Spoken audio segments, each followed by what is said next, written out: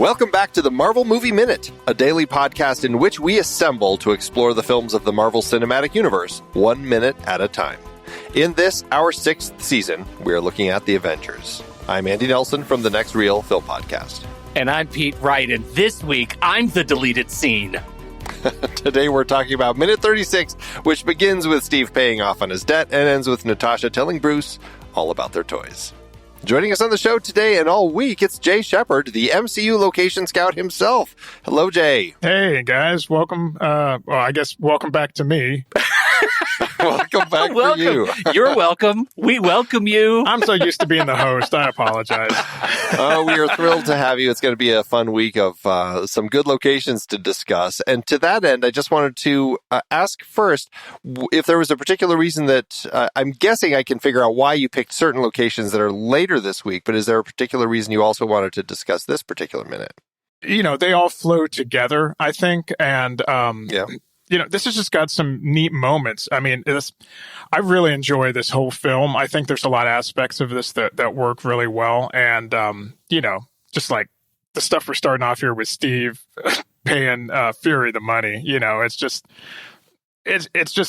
well written. It's a good bit. But also, where is the helicarrier right now, Jay? It's right above your house. I don't know if you know that. Whoa! It's always above my house. Holy cow. Yeah, big Portland energy, the helicarrier for sure. Well, actually, this particular one's probably in a junkyard post Age of Ultron. Right. Yeah. That's it.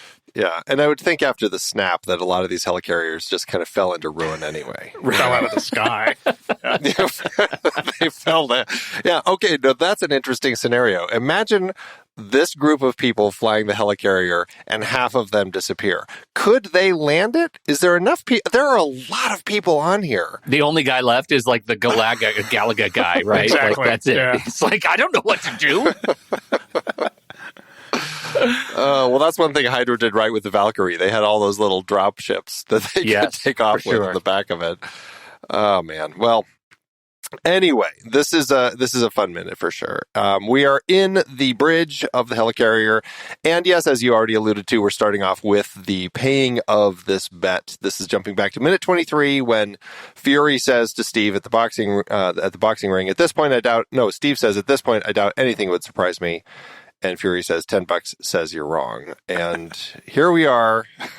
Steve is surprised. Great moment. And the fact that he has $10 of current money on him. Well, I mean, I guess it's not that surprised, but like, what does he do to get money at this point? I guess odd jobs, right? He sweeps a lot of gym floors. Odd jobs. Yeah, he's the S.H.I.E.L.D. janitor right now.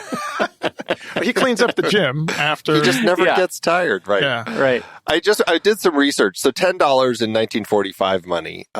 Just if he thinks about this sort of thing, like $10 is worth about $127.55 in 2012 dollars. So it was a pretty steep bet for him. And I for Fury, it probably was not much. But for Steve, when he said $10 says you're wrong, he's probably like, $10? Jeez. Yeah, I would have said it with about $100. So that's. I could go buy a Buick for that. Are you kidding? It's a down payment on a house. One of the newfangled Stark cars. Right, exactly.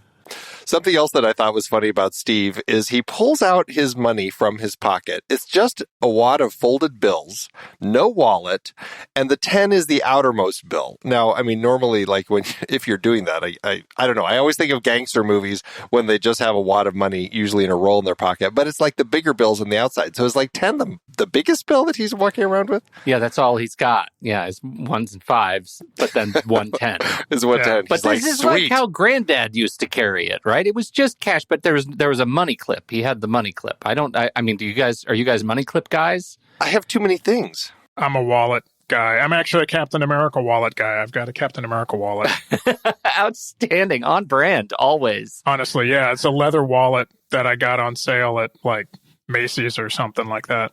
Perfect. The disappointing thing about that we just learned, though, is Captain America doesn't use wallets. So technically, there's no such thing as a real Captain America wallet. Okay, well, but this has Jack Kirby art on the outside, so that's cool. Okay. Worth it. Okay. Yeah, there worth you go. Now, here's another question. What do you think Nick uses money for, like, in his life? Like, does he do anything outside of S.H.I.E.L.D.? Like, can you see him, like, going to a movie? Well, his secret stashes, right? Because those are probably not S.H.I.E.L.D. Related.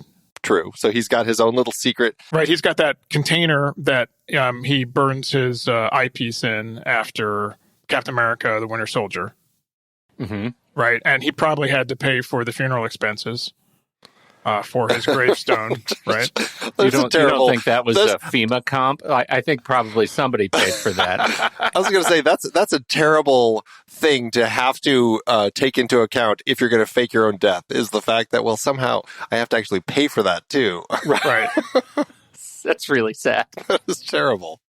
Well, but I mean, that's all you got to do with your money. You know, maybe it's not that bad then. I just wonder, like, what does he do? Like, is he a drinker? Does he go sit down and just, like, sit at the local bar? Or... You imply that Nick Fury's a big vice guy. Like, he's got a lot of vices. I just want to know what he does for fun. Like, where does he take vacation? Like, 1 month out of the year, he's like, okay, I'm gonna head off to, I don't know, where does he go? Tahiti? Alpha Centauri. Yeah, right. Where does Nick Fury go for a break? Yeah. Yeah, I can only tell you about the way he takes his toast, I think. Yeah, he's very particular about that for sure. That is so funny. I actually meant to, I don't think we ever see him in a situation with toast through any of the films. Age of Ultron. He is eating it triangularly in Age of Ultron, and or whatever way he says he does not eat it. Okay, so that has caused some consternation with. So something changed over time. He finally realized after 95 or whatever that maybe triangular shaped toast is not so bad. Or that's a Skrull in Age of Ultron.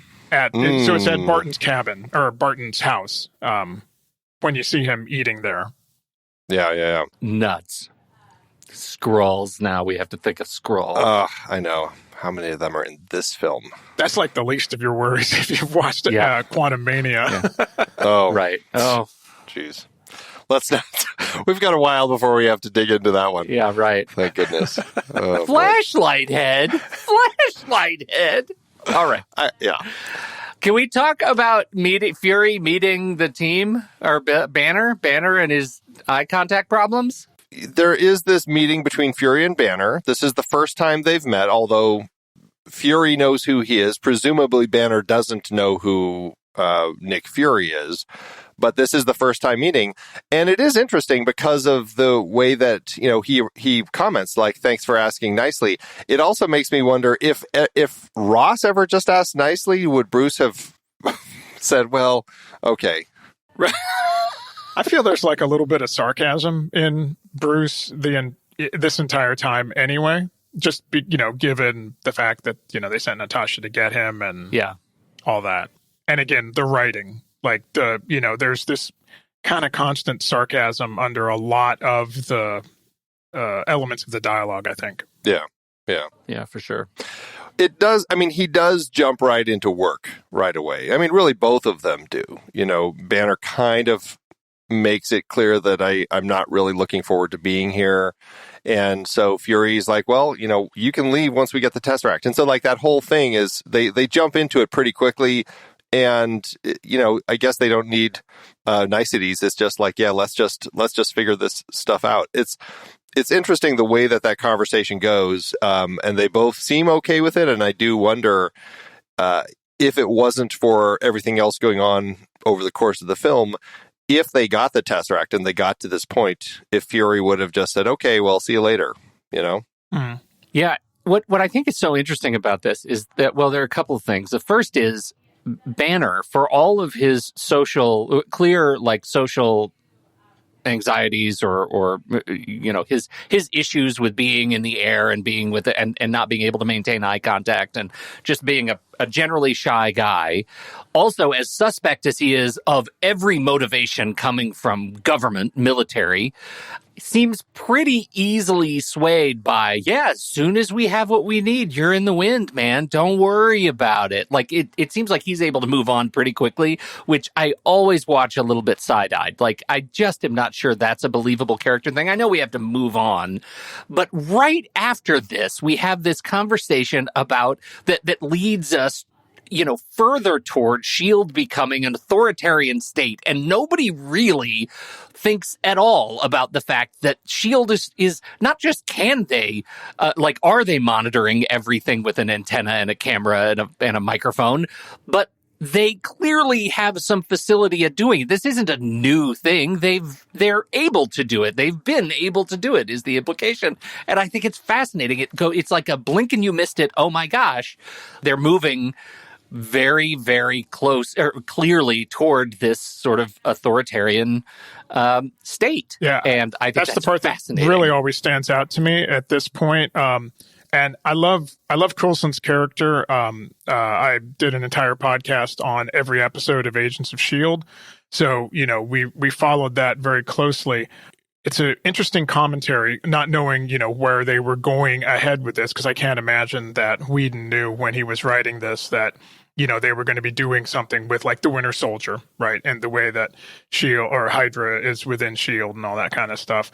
But yeah, it just kind of stands out. Like you said, it's this casual moment where it's like, oh, yep, we're just going to surveil everybody on the planet right now. Hang tight. Right. I just got to flip the switch on. And it happens. Like you said, it's not like, oh, we've got to get it warmed up or figure it out. Yeah, right. We've just figured out how to do this magical thing with antenna, like in the Batman, the last Batman movie, right? Like it's like they get it. They figure it out, but here they've known how to do it. That's the implication, and I think that's the scary part. And it does strike me that it feels like this sort of a tool, with the gift of hindsight of just sort of the general, trajectory of politics, this sort of narrative tool is an easy thing to just throw into a screenplay without really ever believing that we would ever get there, because it's fantasy.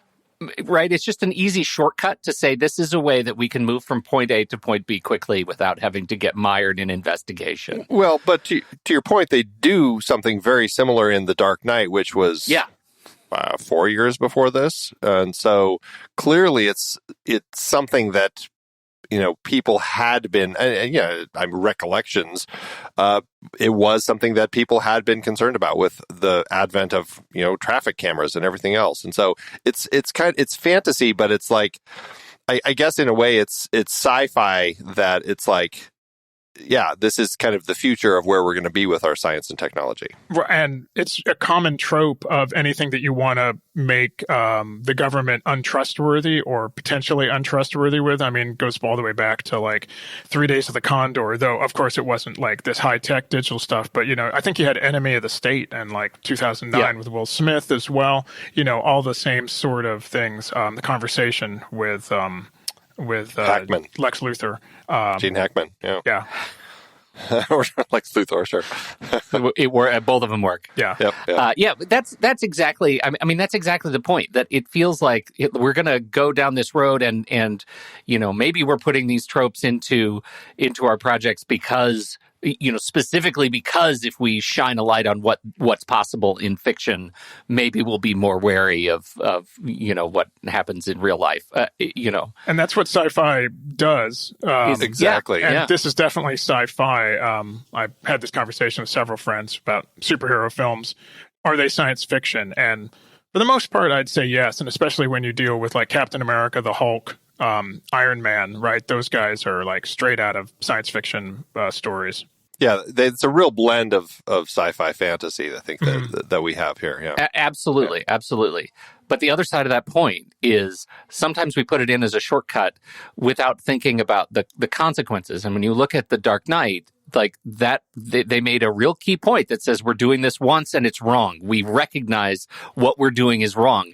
There are no such revelations in this movie. Not in this movie, but I do feel like they put it in here specifically because they are thinking about, okay, well, we're going to move into this conversation further in The Winter Soldier, and eventually it will be a dividing point when we get to Civil War, and it will be, this whole conversation that kind of they continue to have, and the idea of these superheroes, like how do they protect you? And that's something that Tony really has an issue with. Like I told you, I wanted to put a suit of armor around the world, and this whole perspective that he has, and I do think that they were starting to plant those seeds, especially, I mean, geez, look what they're doing at the World Security Council. I mean, they're making them look like shady government officials. And I do feel like this is a direction that they were wanting to go, even if it's not a point that we get answered in this film, except with, I would say,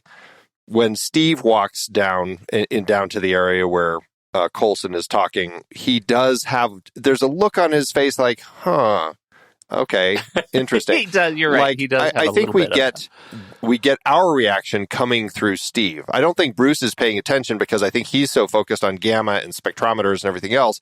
I think that the whole conversation about the methods that they're using to find Loki and his group are lost on him. But I do think that we see it with Steve. I don't think that it's completely lost, though, I mean, not specifically in terms of the surveillance, but the lack of transparency that S.H.I.E.L.D. Exists with. It's the scene later in the lab where I think it's Steve again comes back and says, oh, wait a second, you know what they're doing with all these weapons? Like, what were you guys planning on doing with this, right? So there is that kind of lack of accountability that the Avengers then reflect back on Fury, which I think you could put this into that same bucket. But like you said, it's not addressed. And since we're really only focusing on this minute, right, it's not addressed at this time. Right. Yeah, the most we get as a recognition of it is Steve's reaction. That's pretty much it. Because everyone else is totally fine. You know, and this is an answer to our question from our last minute, where did Natasha go? Well, this is where she went. She actually came and stood next to this workstation so that she could kind of scroll through and check up on Clint and clearly show her concern that this process of the face trace is not going to move fast enough. And that's where they get this plan to start using a spectrometer. So, yeah. But we're setting things in motion. These elements of the plot have to happen so that the good guys can figure out where the bad guys are and eventually get to them. And the team has to get built. So all of this stuff, that's what's happening right now. Well, and you think about how quickly it happens, right? I mean, that's only a portion of this entire minute. You know, we've gotten quite a bit of movement in 45 seconds. I mean, that's pretty good economy of direction, writing, blocking, all that kind of stuff that would have to go into being able to tell this in that amount of time. Well, and they're throwing words around which make it sound very like they know what they're talking about. This is that important thing where as long as they sound like they know what they're talking about, then we're totally fine. But like Bruce talks about spectrometers and like, you know, do you have access to spectrometers? Or how many spectrometers do you have access to? And Fury's like, how many are there? Which is kind of, is that Fury asking a question seriously about it because he doesn't know what a spectrometer is? Or is it a rhetorical question basically saying it doesn't matter however many there are, we can access them all? Which again, going to the point that we just had, speaks to perhaps the overreach that S.H.I.E.L.D. has. Yeah. But again, the point is that the spectrometers, they just throw the word in there and it sounds, oh, okay, cool. They're going to use a spectrometer to blah, blah, blah with the gamma rays. And it doesn't matter what it actually does. And when you look up what a spectrometer does, I'm like, I don't think that this actually is how they use a spectrometer. I don't think this means what you think it means. I was reading about spectrometers on Wikipedia and I'm like, this doesn't sound like anything that they would use this for, but whatever. It's just like they are basically able to, you know, find whatever gamma rays are moving around in the atmosphere. You know, they would be able to see that they're in there, I guess, and is the intent of what they're trying to explain. And he would know that the Tesseract has gamma radiation at that point, obviously. So right. So by you know he's talking about he's the foremost expert on gamma radiation, so that's right. For sure. Yeah, convenient. Right. Exactly. So convenient. So with his tracking algorithm, you know, he would be able to pinpoint kind of specifically where it is, I guess, is the idea. And that's kind of the end of Banner, because then he looks for his lab and Fury sends him off with Agent Romanoff to take him to his laboratory. And that's kind of the end of the minute, except we do have a kind of an interesting extended scene here. there's more conversation. I guess we can just start with the extended conversation between Banner and Natasha, which I just love because as a kid, I had a Commodore 64 and I loved my Commodore 64. You love the Project 76, but don't you think it's a little bit of a weird add-in to this scene? It is. It totally is weird. It doesn't play for me, but I did laugh. Yeah, it's weird for him to like push that as the specific toy that he's asking for, only to just, make fun of her about it, like the fact that she wouldn't understand because you're too young. And that I don't feel that he's that much older than her. I mean, it's not like he's like 30 years older than her or whatever. Yeah. Right. Yeah, it is a strange thing. Which may be why they cut it. Well, yeah, maybe, because it does play strangely. The rest of the scene, though, and this, Jay, I don't know if you've watched all the other extended and deleted scenes from the film, but the film started originally with an interrogation by the World Security Council of Maria Hill talking about this whole incident. It took place 2 days after the attack on New York, and they are asking her about what happened, and there is clear antagonism that she has with Nick Fury about the decisions he made, about the team he built and all this. And we cut in on these conversations with her in the World Security Council and scenes like this over the course of the film to build this much more antagonistic relationship that the two have over the course of the film.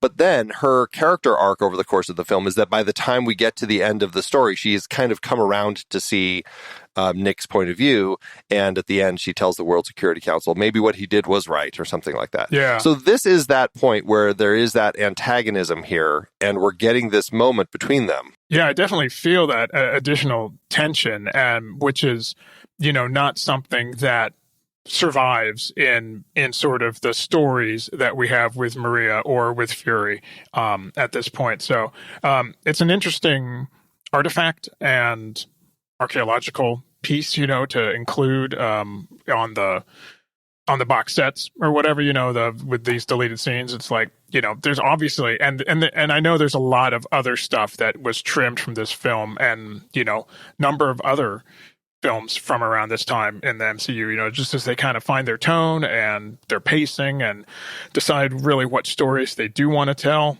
all that balance, which we still are getting movies. We're still finding out about movies or TV shows in the MCU that are, dropping plot lines or changing things at the last minute, character motivations and stuff like that. Yeah, which, I mean, that happens pretty extensively through film and TV anyway. So it's one of those things. It's the nature of trying to put these stories together and figuring out what's going to make the most sense. Usually you don't film all that, though, is the thing. There's a lot of that happens on the page and you realize, well, maybe we shouldn't shoot this because it's, but because we're able to see all this stuff, I mean, it's, that's time. Those are days that they spent shooting this stuff. It's not like, I mean, I guess if you're already on the set and you're shooting the bridge set, if we shoot a bunch of other stuff here, that's a additional couple hours or something like that. But still, it's a lot of people's time. I mean, but I think in the world of like deleted scenes and extended scenes and stuff, like, they talk about editing projects and how really a film gets made and edited 3 times. Once when it's written, once when it's shot, and then once when it's edited. And oftentimes as they're editing, they realize, we don't need this at all. We thought we needed these extra explanations, and it turns out the one time was enough or whatever. Exactly. Right. I just think this one is more interesting to me. Like this particular, anytime we have these breadcrumbs of their antagonistic relationship, reek of a different intention than just like, oh, these are extra explanations, because these go to character, right? These go to a deeper relationship between these two characters that does exist elsewhere in canon, and they chose to extricate it. And what I find so fascinating about it is that in this sequence and others we've talked about, like, we have that that flavor of a more complicated relationship that Maria Hill gets to have in this movie, that ultimately she is excised. And so this is always a bit of a frustration for me, because we get to see what it would be like if Cobie Smulders got to actually, perform something with a little bit more depth. I get it if they were cutting it for time. I do like the idea of having that relationship, like a more antagonistic relationship over the course of the film that develops and she's allowed to kind of have a more interesting character with an arc and everything over the course of the film. I really would have struggled, though, if they started the film with her interrogation, because it did seem like, it seems like a weird way to start the film. I'm not saying the way they started it was any better. We've had plenty of conversations about we've that. had issues. Yeah. But, we have issues. but it would have been strange to come in on this character that no one had ever met before. That would have been, it might have been an odd way to kind of kick things off for this particular film. And probably them just deciding, well, it is called the Avengers. We do want to focus on the Avengers. And so excising that extra subplot there and then just trimming some of the other stuff that we're going to talk about with some other deleted scenes later in the week. Sure. Exactly. Though, and it's what I find interesting about these scenes that have been excised is what ends up getting left behind, because I think that it's really interesting when you watch the scene knowing what their intentions were.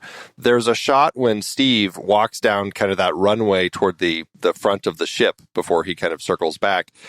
Agent Hill looks at him and she has kind of this look in her eyes of like judgment, like sizing him up, like, oh, this is the exact problem that Fury has by bringing these people in. Like, when you know that she has issues with it. If the way that it plays right now, it just kind of looks like she's just looking at him. Like, it doesn't quite have that level of antagonism. But I love that because to a certain extent, it really speaks to that kind of editing experiment that I can't remember if it's attributed to Sergei Eisenstein or who, but that whole idea of cutting the same reactionless shot of a person with different images, like, like a crying baby and a dancing woman and somebody cooking or whatever it is, and you could read different emotions into his face based on what you were cutting it with. And so there is that sense of having more ability to read into her expression just because we have a little more understanding of things. Yeah, you were close. It is a Russian. It's Kuleshov. Yes. Thank you. It's an interesting thing to get to see, and I do enjoy watching these scenes. But I do feel, justice. What was the thing that Kyle and Rob were saying through the whole Incredible Hulk? Justice for somebody. Pete, do you remember? Oh God, it was justice for whoever that woman was. Yeah, I do. You're right. Oh, that's a callback, Andy. Goodness. I'm going to do some real-time research. I'm going to let you continue the show. I'll get back to you on Justice for Major Spar. Justice for Major Spar. There it is. Yes. Oh, that's funny. So, but we can start the same thing here. Justice for Agent Hill. Justice for Hill. Well, I don't know if I have anything else for this particular minute. It's a great minute spending time on the bridge. We do get at the very end just a few frames of our next location, but we'll talk about that in tomorrow's minute. I got a couple things I want to bring up because I don't know how much you see of these characters in the previous minute that you guys have discussed, but I do appreciate the costuming choices of putting the characters in their primary comic-related colors. You've got Bruce Banner in purple with his purple shirt.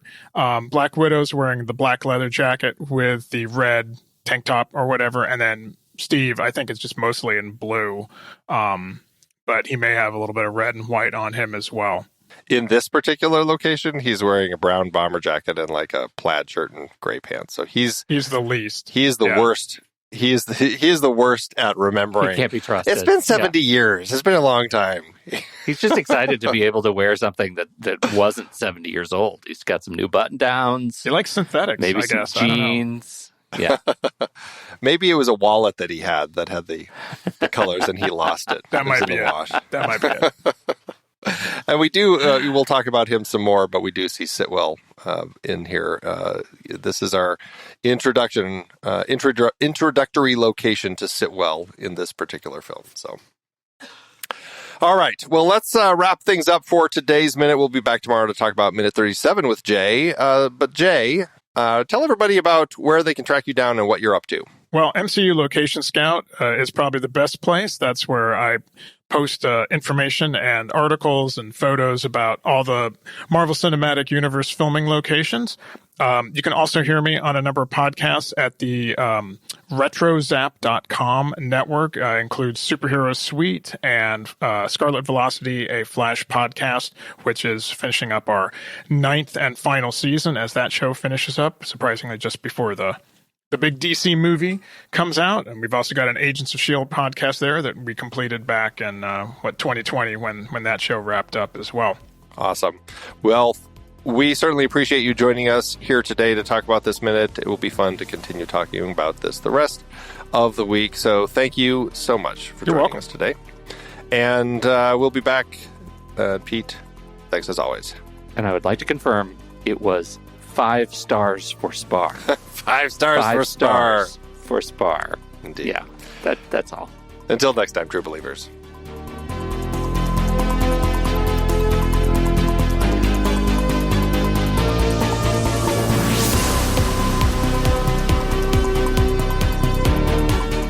Marvel Movie Minute is a production of True Story FM, engineering by Andy Nelson. This season's music is Message to the World by Anthony Vega, and this season's show art is by Winston Yabo. Find the show at truestory.fm. If your podcast app allows ratings and reviews, please consider doing that for our show.